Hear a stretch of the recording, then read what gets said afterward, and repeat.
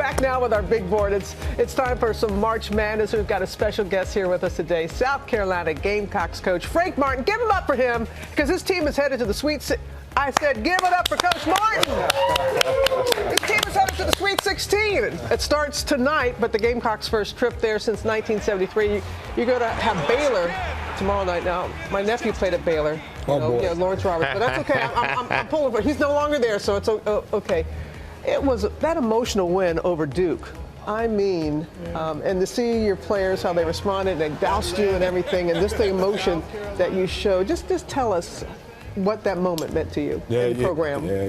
Robin, as both of you remember back, you show up in college and you're kind of 17, 18 years old, and it's hard to have a conversation with a coach because you don't know how to do it. And all of a sudden, those kids that signed up 4 years ago, 5 years ago, and now they're seniors, and now I sit down and I have grown man conversations with them. Wow. And to know that they came here when we weren't very good and never gave in to losing and grew and came in every day, and all they wanted was like, Frank, guide me. What do we need to do? And here 4 years later, not only are we playing to go to the Sweet 16, but they had the courage to go beat Duke and Coach K. As a coach, I'm looking down there and I'm seeing K, and I'm saying, what am I doing here? Oh, come on now. No, I'm just telling you, he's one of the guys that I grew up idolizing. The players, they've never been on that stage. They walk out, and you got to have courage to have the belief that you can not just win that game, but look over there and see Coach K and Duke. You got to have courage for that moment. And just thinking about when, I had some flashbacks. I'm sure Robin did. Listening to you, Coach. Put me in, Coach. You guys have fallen behind early. Like you said, you're in a situation that you feel, wow, this is kind of over my head. Your players are young. They've never been in that situation against a team like Duke. What do you say to them at halftime or during the game or in the fourth quarter when it's crucial that you held on for that win? Yeah, Michael, I think the biggest misconception that exists, not just with me, but with most coaches, is that we come into halftime and throw chairs and punch walls. We watch movies. You're not in that game unless you have an unbelievable group of kids that believe in what you're doing.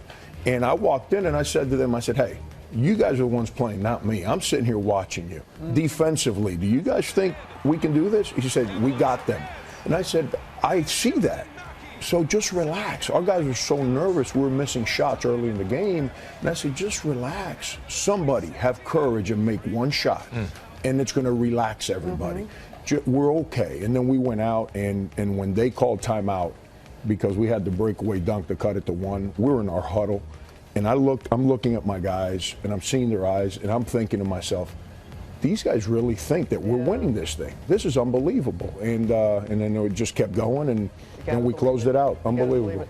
Now, I know sometimes, and it's so silly when people worry, is there going to be a letdown? You had that big win against Duke, and now are you going to have that letdown against Baylor? You're playing here in New York City, so how do you keep them up? That's my job. Yeah. They're kids, even though that some of them, we just said they've become men and I can have certain conversations. All this is new to them. The moment, that's my job. I have to make sure that I'm a big believer in communication. That's my educational background. You have to communicate. I say this to my staff all the time. If we don't speak to our players every day about everything that matters, someone else will. So don't get frustrated when they listen to someone else, especially in today's day and age of social media. There's so many voices, so many words in their heads. We have to make sure that we articulate what we need from them every single day so they can stay consistent with who they are. Don't you miss having a coach? I'm not listening to him. Just talking back to those days. You got to come back, Coach. It's a special day. I'm sure. I love that you're not upset because you upset so many brackets. So happy for you with that. And we're very happy for another reason, too. It is your birthday, man. Oh. It is your birthday. We need your wife to come over here and help us. Come on. Oh, my God. We need your wife. Bring here with the cake. Yeah. Come on. How are you? How are you? Good. I got set up. See you. What? The big setup? I got set How are up. you? Good. Coach, this is not a setup. This is a celebration. Not bad. That's awesome. Basketball. We couldn't spring for the candle. Not at all. But I have to say also we got to give a shout out to the women's team. They're in the round of 16 too. Dawn Staley, and she speaks so highly of the programs there, and so it's a great time to be in the Gamecocks program. Absolutely. All the way around. Happy birthday again. Thank you for joining us. We really appreciate it. Good luck. Thank you, Michael. Good luck in the tournament.